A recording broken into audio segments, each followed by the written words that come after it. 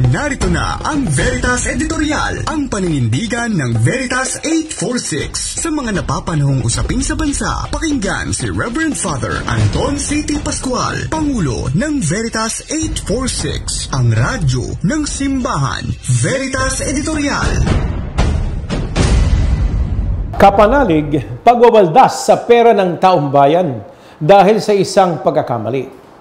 73 milyong balota para sa Mayo 2025 national at local election ang nasayang. Ang pagod at oras na imprenta na, nauwi lamang sa basurahan. Ito ay matapos suspendihin ng Commission on Elections o COMELEC ang pag-iimprenta ng opisyal na balota para sa Mayo 2025 midterm national and local elections.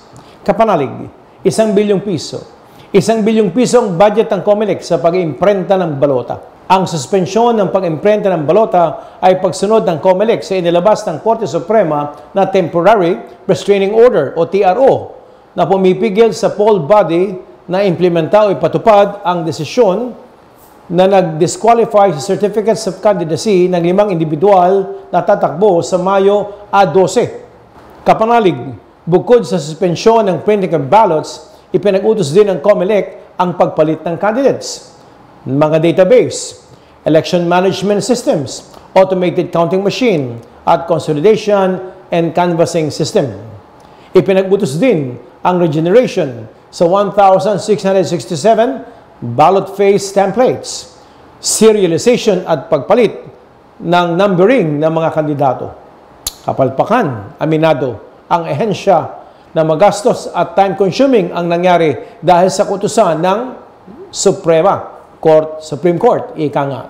Sa kanilang en-bank session, naglabas ng TRO ang Korte Suprema na pumipigil sa COMELEC na ideklarang nuisance candidates si Zubair Ginuntium, Mustafa at Charles Sevillano na tumatakbong senador at Ilocos Sur at District Representative, at naglabas din ng ang Supreme Court ng TRO pabor kay Edgar Erice na diniskwalipaka ng COMELEC sa pagtakbo bilang 2nd District Representative sa Caloocan City.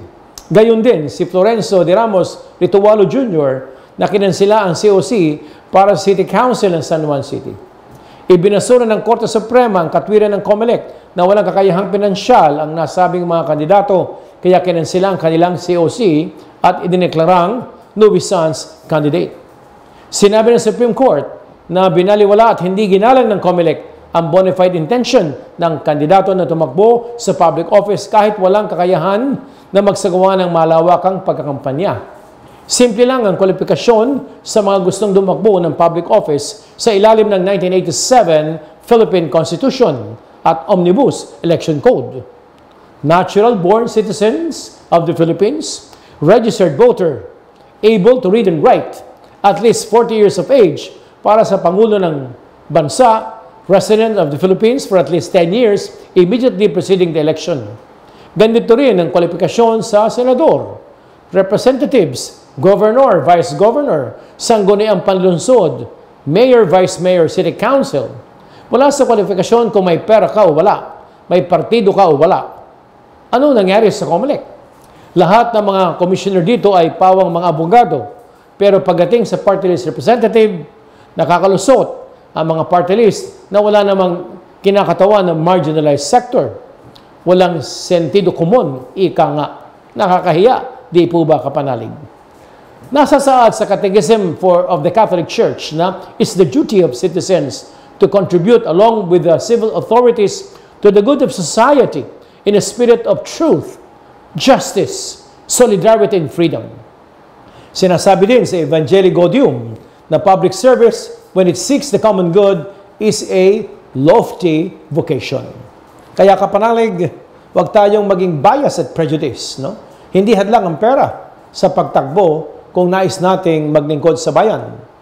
Maraming susuporta sa atin kapag malinis ang ating intensyon at buo ang ating karakter at ang ating integridad. Sumayin niyo ang katotohanan. Inyong napakinggan ang Veritas Editorial. Ugaliing pakinggan ang Veritas Editorial kasama si Reverend Father Anton C.T. Pascual. Veritas Editorial.